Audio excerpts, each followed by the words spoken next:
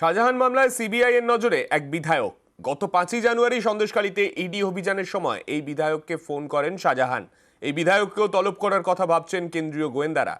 আরে শাহজাহান, গত 5ই জানুয়ারি সন্দেশখালীতে শাহজাহানের বাড়িতে হানা দেয় ইডি, কিন্তু শাহজাহানের নাগাল পায়নি। উল্টে তার অনুগামীদের হামলায় কেন্দ্রীয় এজেন্সির কয়েকজন অফিসার জখম হন। এই ঘটনার 55 দিন পর গ্রেফতার হন শাহজাহান।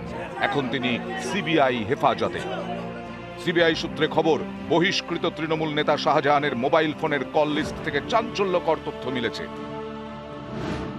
5ই জানুয়ারি সকালে এক বিধায়ককে ফোন করেন শাহজাহান। বেশ কিছুক্ষণ তাদের মধ্যে কথা হয়। তদন্তকারীদের সন্দেহ, সন্দেশখালীতে ইডির ওপর হামলার পেছনে ছিলেন এই বিধায়কই। তাকে ডেকে পাঠানোর কথা ভাবছে সিবিআই। কেন্দ্রীয় গোয়েন্দাদের দাবি, 5ই জানুয়ারি সকাল 7টা 20-তে শাহজাহানকে এক ইডি অফিসার ফোন করেন।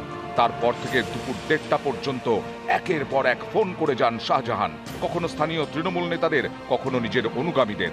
যাদের যাদের ফোন করেছিলেন তারাই এখন সিবিআই এর নজরে। তাদের তলব করার পরিকল্পনা রয়েছে কেন্দ্রীয় গোয়েন্দা সংস্থার। সূত্রের খবর, সিবিআই এর জেরায় শাহজাহান সেভাবে মুখই খুলছেন না। 5ই জানুয়ারির ঘটনা নিয়ে শাহজাহানকে প্রশ্ন করে সিবিআই। সেদিন সকালে তিনি কোথায় ছিলেন, কাদের সঙ্গে যোগাযোগ করেছিলেন? সূত্রের খবর, এরকম বেশ কিছু প্রশ্নের উত্তরই দেননি শাহজাহান।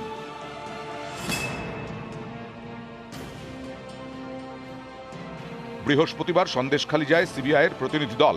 শেখ শাহজাহানের বাড়ির ছবি তোলেন।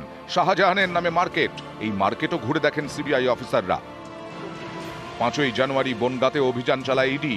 বনগাঁ পুরসভার প্রাক্তন তৃণমূল চেয়ারম্যান শঙ্কর আঢ্যকে গ্রেফতার করে। সেখানেও ইডির অফিসারদের ঘিরে বিক্ষোভ হয়। এদিন বনগাঁয়ে যায় সিবিআই। এদিকে এদিন কলকাতায় আসেন ইডির ডেপুটি ডিরেক্টর গৌরব ভারিল।